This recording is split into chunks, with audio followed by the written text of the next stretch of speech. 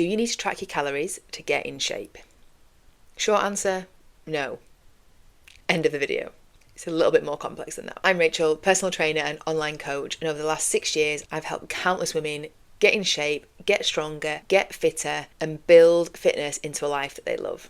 Before we delve into the intricacies of whether you should be tracking calories or not, make sure you hit like and subscribe so you don't miss any more of my videos.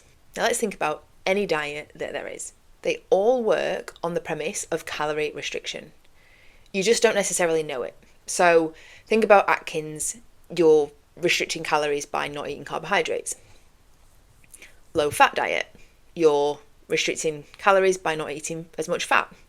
Fasting, you're reducing calories by having eating windows. Any diet you think of, there is some form of calorie restriction. And for a lot of people, they like them initially and they work because it's pretty simple to follow. You either can't eat X food or X food group, or you can only eat X foods. So it's quite straightforward. It's quite easy to get your head around. Do this or don't do this. And you don't really have to think much beyond that. But the problem with that is it can create a negative association with that food that you're cutting out or that food group. And you also don't necessarily know how to then reintroduce that or eat that normally once you've achieved your goal weight or whatever the purpose of the diet is. Tracking requires a bit more thought, planning, organisation, understanding, and it can feel quite overwhelming at first and like a lot of work for some people. But you learn more in the long run about your eating habits, food, nutrition, food groups, etc. And actually with tracking, you realise that no food or food group needs to be out. You just start to understand how it fits in. Some of the complaints with tracking calories are the idea that it's too complex, it's too much to do, it's too much work, or that people don't want to get obsessed.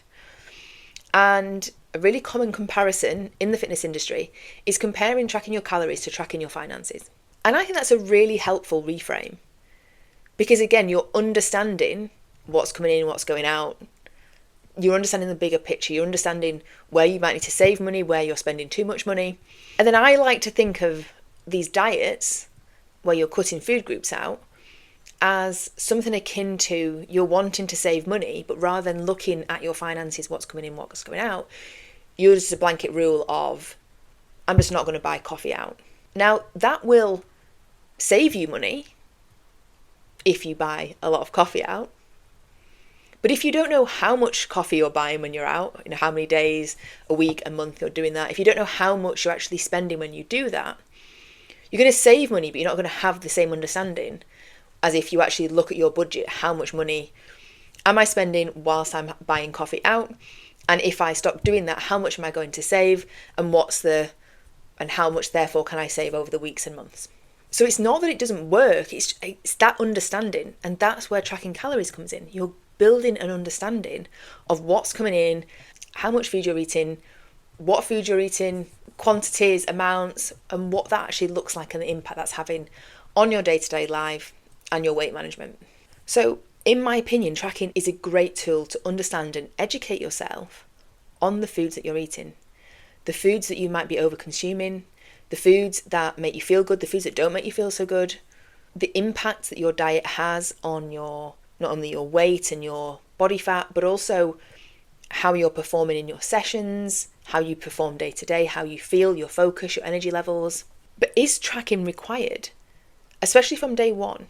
And you can look at it one of two ways. So it really depends on your current starting point. And what I mean by that is, what goal do you have? Do you have a weight loss goal? How much weight do you have to lose? What is your dieting history? What's your exercise history? What's your relationship with food like?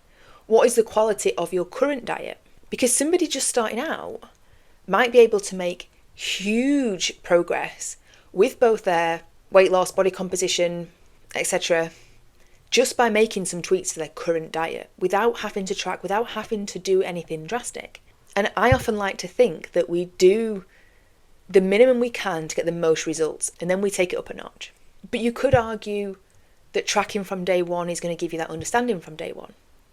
And there's nothing to stop you tracking alongside just making those small changes, because you're understanding and learning without overhauling everything. So you can actually get really far with other approaches Things like reducing snacking, focus on eating more veg, more protein, portion control, just by looking at foods, by using fist-sized portions. There's a lot that you can do without tracking, or you can utilise tracking alongside that to then gain an understanding of how many calories that actually equates to and what the breakdown of protein, carbs and fats are. And when you've been able to achieve so much with simple tweaks and changes, you can then also introduce tracking, or a more focused aspect of tracking as to work into specific targets and ranges. If you want to take it up a notch, dial it in more, have a really specific fat loss phase, focused push. But here's the thing, is it doesn't need to be forever. It shouldn't be forever. You shouldn't have to be tracking constantly. If we go back to understanding finances, once you've got a really good grasp of what's going on, and you know what's coming in and what you're spending, and that doesn't really change, you don't need to keep looking at it every single day, but you can keep periodically checking in. So I like clients that are currently maintaining, who aren't needing to track calories, but periodically they'll have a few days of tracking to make sure that they're in and around what they're doing, to keep their eye on the ball with portion sizes, because as long as time goes on, what you think of as a portion of oats or a spoonful of peanut butter can get warped. So we just like to check in, just like checking in on your finances every so often. And I want to finish on the point of one of the reasons people don't like tracking is because they're worried they're going to get obsessed. Now, I can speak from experience here because I became obsessed with tracking calories. But when I think about it, that was always the narrative I had, and I was very against tracking calories for a while after that. But actually what happened was I was obsessed with control. I was obsessed with not gaining weight. And I'd attached all that onto tracking calories, like that was the answer to prevent any of that happening. That was the obsession, not the actual day-to-day, just keeping track of what's going on. So it's really important, it's your mindset around it, and it's your relationship with food. If you just start to see it as data, you're just collecting data, you're working to rough numbers and ranges, and you're eating a well-balanced diet, you're just making sure that you're, one, not eating too much, and also that you're eating enough of the right things. And that's why then it's important to have breaks away from it, where you're just trusting everything that you've learned and what you do when you're tracking without having to put it into an app. So I think tracking is such a useful tool, and it can be utilised at different points of the journey, and you can tap in and out. I'm currently going through a phase of tracking again to bring some accountability, and also because it's been a while since I tracked, I just want to see what my current maintenance is. So I'm going through a period of tracking for a few weeks of everything that I eat and getting a picture of what that looks like to make a decision on what I do with that. And am I eating enough of the right things? Am I having enough fibre?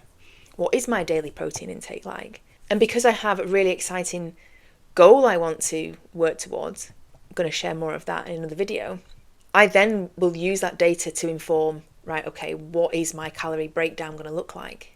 So don't be put off by tracking calories, but also don't feel like it's your only option, especially at first. This is what I help my clients with, and we do a whole range of different things, and throughout the journey it can really vary. And if you need any help, reach out to me on Instagram. My handle is below. Let me know if you found this helpful. See you in the next video.